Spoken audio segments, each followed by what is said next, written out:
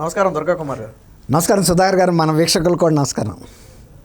తాజాగా ఇప్పటి వరకు చిరంజీవి గారు అయితే ఎవరికి కూడా రాజకీయంగా అయితే మద్దతు ఇవ్వాల.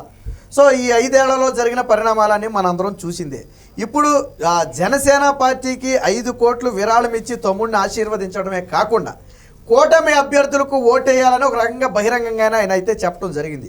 సో ఇది జగన్మోహన్ రెడ్డి మీద ప్రభావం చూపుతుంది అంటారు. ఎందుకంటే చిరంజీవి లాంటి ఒక వ్యక్తి ప్రత్యక్షంగా కానీ పరోక్షంగా కానివ్వండి ఇప్పుడు కూటమికి ఓటేస్తేనే రాష్ట్ర అభివృద్ధి భవిష్యత్తు అన్నట్టుగా ఆయన ఒక సందేశం ఇచ్చాడు.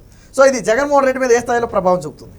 సుధాకర్ గారు, ఎన్టీ రామారావు గారి తర్వాత తెలుగు సినిమా పరిశ్రమలో ఆ స్థాయి ఇప్పుడు బ్రతుకున్నాళ్లలో ఆ స్థాయి పలుకుబడి ప్రజల్లో అభిమానం ఉన్న వ్యక్తి ఎవరైనా, అన్ని వర్గాల్లోనూ ప్రజల్లోనూ అభిమానం ఉన్న వ్యక్తి ఎవరైనా ఉన్నారంటే అన్ని నటుల అభిమానులు కూడా ఈయనకి అభిమానులుగా ఉన్నారంటే చిరంజీవి గారు అండి.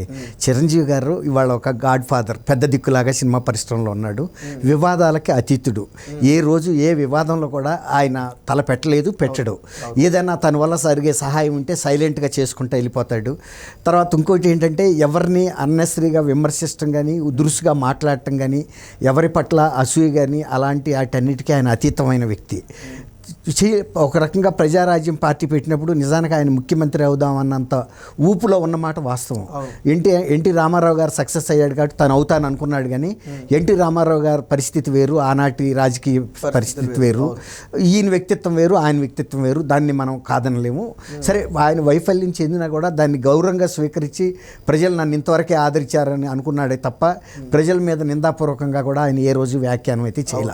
గౌరవంగా దాన్ని స్వీకరించాడు ప్రజల యొక్క తీర్పుని. తర్వాత ఆయన ఆ పార్టీని కాంగ్రెస్లో విలీనం చేశాడు. ఒక 22 దాకా 20 వచ్చినాయి ఆయనకి అప్పట్లో. ఈ విలీనం చేశాడు. విలీనం చేసినందుకు వాళ్ళు కేంద్రంలో మంత్రి పదవి ఇచ్చినా కూడా ఆ మంత్రి పదవి పర్యాటక శాఖ మంత్రిగా ఇచ్చినప్పుడు రాష్ట్రానికి పర్యాటకంగా ఎంతవరకు తను హెల్ప్ చేయగలుగుతాడో చేసినంత చేశాడు. చేయలేకపోయింది దాని గురించి ఆయన ఏమి బాధపడలేదు. తర్వాత ఇప్పటికీ కూడా కాంగ్రెస్ పార్టీతో ఆయన ఆ పదవి అయిపోయిన తర్వాత కాంగ్రెస్ పార్టీతో కూడా సమాంతర దూరం మెయింటైన్ చేశాడు. రాజకీయాలు ఏ పార్టీకి ఆయన దగ్గరగాను లేడు, దూరంగానూ లేడు. అట్లాగే సినిమా పరిశ్రమలో కూడా తను మళ్ళీ యాక్టివ్ కూడా అయ్యాడు. అయ్యి తను బ్లాక్ బస్టర్స్ కూడా తీసి మళ్ళీ చిరంజీవి ఏంటి అనేది మెటల్ ప్రూవ్ చేసుకున్నాడు. తర్వాత ప్రజల్లో అభిమానం కూడా ఆయనకి 2 తెలుగు రాష్ట్రాల్లో కూడా తగ్గల. ఏ రోజు ఆయన ఏ పార్టీకి సపోర్ట్ చేయమని కూడా ఇప్పుడు వరకు అయితే అడగలేదు కూడా. ఈ రాజకీయాలను మౌనంగా అబ్జర్వ్ చేస్తున్నాడు. ఆయనకి తెలుసు ఎవరేంటి అనేది. ఆయన సినిమా పరిశ్రమ సంక్షోభంలో పడిన మీ అందరికి కూడా తెలుసు. ఒక 2 ఏళ్ల క్రితం కూడా 2 ఏళ్ల తర్వాత చాలా సంక్షోభంలో పడిపోయింది. అప్పుడు ఇక సినిమా పరిశ్రమ బతుకుతుందా లేదా అనే పరిస్థితి వచ్చింది. బాగా సంపాదించుకున్న ప్రొడ్యూసర్లకి బాధ లేదు, తర్వాత పెద్ద పెద్ద యాక్టర్లకి వాళ్ళకేమి బాధ లేదు. కానీ సినిమా పరిశ్రమ 22 కళలు ఉన్నాయి, అందులో 22 ఇది అంటారు విభాగాల్లో. ఆ విభాగాల్లో రోజువారీ డొక్కాడితే కానీ రెక్కాడితే కానీ డొక్కాడిన పరిస్థితి ఉంది. అలాంటి వాళ్ళ కోసం సినిమా పరిశ్రమ మనం ముఖ్యమంత్రి గారి దగ్గరికి వెళ్ళి ఈయన తీసుకున్న అసలు ఇంకోటి ఏంటంటే సినిమా పరిశ్రమకి ఆపద వచ్చేది కాదు. ముఖ్యమంత్రి గారు సినిమా పరిశ్రమ వాళ్ళు ఇంకా నా దగ్గరికి రాలేదని చెప్పి సినిమా పరిశ్రమ రెక్కలు నరికాడు. ఎన్ని రకాల ఇబ్బందులు పెట్టచ్చో అన్ని రకాలు పెట్టినప్పుడు ఇక వాళ్ళు దిక్కు లేని పరిస్థితుల్లో ఆయన దగ్గరికి వెళ్ళారు. వెళ్ళినప్పుడు ఆ ప్రతినిధి బృందంలో చాలా పెద్ద పెద్ద వాళ్ళందరూ వెళ్ళారు. చిరంజీవి గారు నాయకత్వం అనుకోండి, ఆల్మోస్ట్ ఈయనే పెద్ద ఆయన. వెళ్తే వీళ్ళని ఎట్లా రిసీవ్ చేసుకోవాలండి? సినిమా పరిశ్రమ రాజకీయ పరిశ్రమ ఇవాళ కాదు, ఏ రోజు కూడా ఒక కుటుంబం లాగా మెలిగినాయి.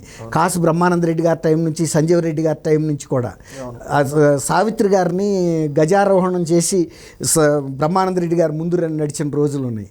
అట్లాగే సంజీవ్ రెడ్డి గారు, ఎన్టీ రామారావు, నాగేశ్వరరావు గారు వీళ్ళని ఎప్పుడు రాష్ట్రంలో కరువు వచ్చినా, వరదలు వచ్చినా, ఇంకా ఏమైనా విపత్తులు వచ్చినప్పుడు, గాలివానలు వచ్చినప్పుడు వాళ్ళని అడిగి మీరు మాకు సహాయం చేయాలంటే వాళ్ళు వచ్చిన రోజులు ఉన్నాయి. అట్లా సినిమా పరిశ్రమ చెన్నారెడ్డి గారు కూడా వీళ్ళందరికీ ఇక్కడికి రండి మీరు, మేము స్టూడియోలకి స్థలాలు ఇస్తామని చెప్పి ఇచ్చి ప్రోత్సహించారు. అట్లా ఒక అన్నదమ్ముల్లాగా మెలిగారు. ఆ రోజున సినిమా పరిశ్రమ అంతా కదిలి ముఖ్యమంత్రి ఇంటికి వస్తే కనీసం వాళ్ళని గేట్ లోపలికి కూడా కారులు రానివ్వకుండా వాళ్ళని ఏదో బయట ఆపిచ్చేసి వాళ్ళు ఏదో తక్కువ స్థాయి వాళ్ళు అన్నట్టుగా వాళ్ళని నడిపించి తీసుకెళ్ళాడండి. ఎంత బాధపడ్డారంటే చిరంజీవి గారు బాధపడ్డారో లేదో నాకు తెలియదు, కానీ ప్రజలందరూ బాధపడ్డారు. అవును, అభిమానులు అభిమానులు పడ్డారు. సాధారణ ప్రజలు అసలు ఏది తెలియని వాళ్ళు కూడా ఇదేంటి చిరంజీవి గారు లాంటి పెద్ద పెద్ద వాళ్ళందరినీ అక్కడ ఆపి కాలినడకని తిప్పించుకున్నాడని. సరే వచ్చాడు. చిరంజీవి గారు సంస్కారవంతుడండి. ఆయన ఏమి ముఖ్యమంత్రి కొడుకు కాదు, అహంకారి కాదు, ఒక మిడిల్ క్లాస్ కుటుంబం నుంచి వచ్చిన వ్యక్తి. ఆయనకి జీవితంలో విలువలు తెలుసు. కాబట్టి ముఖ్యమంత్రి స్థానంలో నువ్వు ఉన్నావు కాబట్టి, కేంద్ర మంత్రి అయినా కూడా, ఆయన గతంలో మాజీ కేంద్ర మంత్రి అయినా కూడా ప్రోటోకాల్ని పాటిస్తూ ఆయన 2 చేతులతో నమస్కారం చేశాడండి. నమస్కారం చేసినప్పుడు అదే రాజశేఖర రెడ్డి గారు అయితే గబగబా లేచి వచ్చేసి ఇలా కౌగిలించుకుని, అదేంటి చిరంజీవి గారు మీరు నాకు నమస్కారం పెట్టం, నాకు తమ్ముడు మీరు ఒకళ్ళు నేను ఒకళ్ళ అని అట్లా మాట్లాడతాడు. కనీసం ఆయన తల కూడా పంకించలా. అంటే ఒక హోమ్ గార్డ్ కనుక ఒక డీజీపీకి కనుక సెల్యూట్ చేస్తే ఎట్లా వెళ్ళిపోతారో అంత కూడా అసలు పంకించలా. ఆయన మానసికంగా కొంత లోన బయటికి చెప్పకపోయినా బాధపడి ఉంటాడు. మిగిలిన ప్రతినిధులు అందరూ కూడా బాధపడ్డారు. తర్వాత వీళ్ళకి ఎందుకు సినిమా పరిశ్రమను ఆయన కెలికాడంటే, సినిమా పరిశ్రమని నా కాళ్ళ దగ్గరికి తెచ్చుకోవాలని ముఖ్యమంత్రి. అసలు గతంలో ఈ అన్ని రేట్లు పెరిగిపోతుంటే సినిమా హాల్ టిక్కెట్ల ధరలు ఎక్కడన్నా తగ్గుతాయండి? మీరు చెప్పండి. సగానికి సగం కూడా తగ్గించాడు. అప్పటికే నష్టాల్లో ఉండి సినిమా థియేటర్లు మూతపడిపోయినాయి. అంతకుముందు కూడా చాలా థియేటర్లు కళ్యాణ మండపాలుగా గోడౌన్లుగా మార్చేసుకున్నారు. అనేక రకాల మార్పులు చేసేసుకున్నారు థియేటర్లని. అయితే నేను ఎందుకు చెబుతున్నా అంటే, అంతకుముందు ఇదే పార్టీకి చెందిన ఆయన విజయసాయిరెడ్డి గారు మన ఆంధ్రప్రదేశ్లో సినిమా హాళ్ళు తక్కువ ఉండయి, మా ఆంధ్రప్రదేశ్లో సినిమా హాళ్ళను ప్రోత్సహించడానికి కేంద్రంలో ప్రభుత్వం సహకరించాలని రాజ్యసభలో మాట్లాడాడు. ఆయన మాట్లాడింది ఎట్టా ఉంది, ఈయన ఇక్కడ చేస్తున్న పని అంటే ఢిల్లీ లెవెల్లో మాట్లాడేది ఒకటి, చేతల్లో ఒకటి. ఇక్కడ సినిమా పరిశ్రమ అప్పటికే చాలా సినిమా థియేటర్ల వాళ్ళు చెప్పేశారు, మేము నడపలేములేండి, మూసేస్తున్నాము అని మూసేశారు కూడా.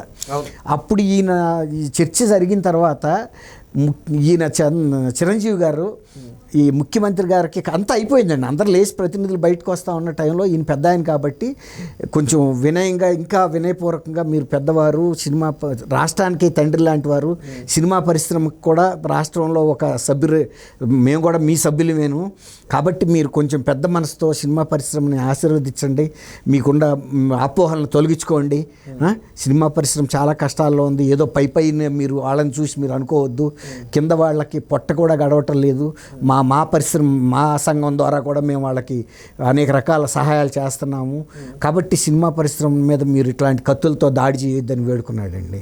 అది డైరెక్ట్గా అది సీసీ ఫుటేజ్ తీసి కెమెరాలో రహస్యంగా వాళ్ళు బయటకు వచ్చి ప్రెస్ కాన్ఫరెన్స్. అసలు ఇంకోటి ఇక్కడ చెప్పాలి, ఎప్పుడైనా అట్లాంటి ప్రతినిధి బృందంతో చర్చలు జరిగినప్పుడు వాటి వివరాలు సంఘం వాళ్ళతో కలిసి ముఖ్యమంత్రి అక్కడ చెబుతాడు, ఈ రాయితీలు నేను ఇచ్చాను, వాళ్ళు అడిగింది ఇది నేను ఇచ్చానని.